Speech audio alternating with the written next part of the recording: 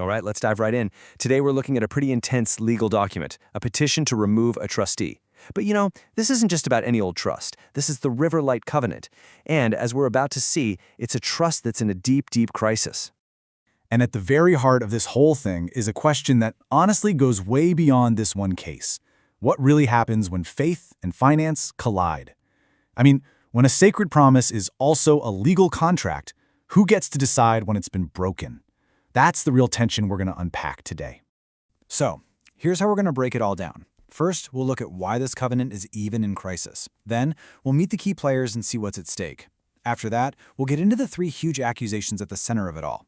Dig into that core conflict between faith and finance, and finally, check out the solution the community is demanding from the court. Okay, so to really get what's going on here, we have to start with the big idea at the center of it all. This entire fight revolves around something called a sacred trust. It's a special kind of deal, and you really have to understand it to get the rest of the story. So what in the world is a sacred trust? Well, it's not your typical investment fund, that's for sure. With this kind of agreement, the person in charge isn't just trying to make the numbers go up. They are legally and spiritually obligated to manage the money in a way that actually upholds the community's shared beliefs. Here, purpose and profit are completely tangled up together.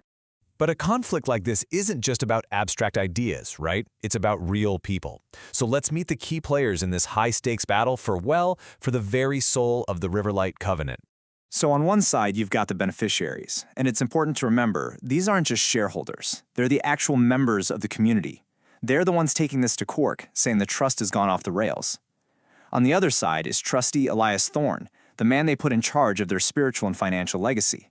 And who's stuck in the middle? The unified court, which has to figure out if it can or even should get involved. All right, now we're getting to the real meat of the petition.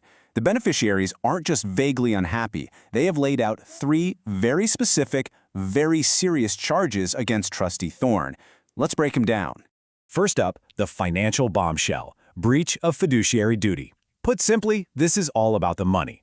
The petitioners are claiming that Thorne has totally failed to show them the books, that he's used trust funds for things he shouldn't have, and that he just flat out refuses to answer their questions about where the money is going. It's a total breakdown of financial trust. Now here's where this case gets really fascinating, because it goes way beyond just dollars and cents. The second accusation is spiritual misalignment. Basically, the beneficiaries are arguing that the trustee has gone rogue, that he's started pushing his own personal beliefs instead of protecting the shared faith of the community he's supposed to be serving. And this quote, pulled straight from the petition, it really just says it all. They claim his actions are eroding the spiritual integrity of the trust. So for them, this isn't just bad accounting. It's an attack on the covenant's very soul.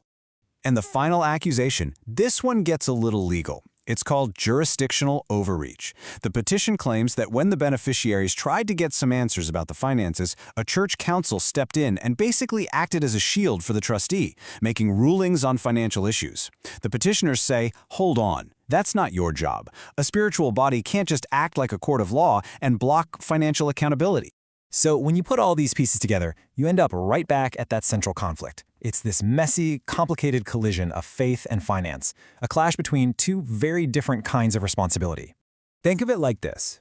A trustee, like Elias Thorne, has to wear two hats. On one hand, he's a spiritual steward, guiding the mission based on faith. But on the other, he's a fiduciary who has a legal duty to manage the money properly.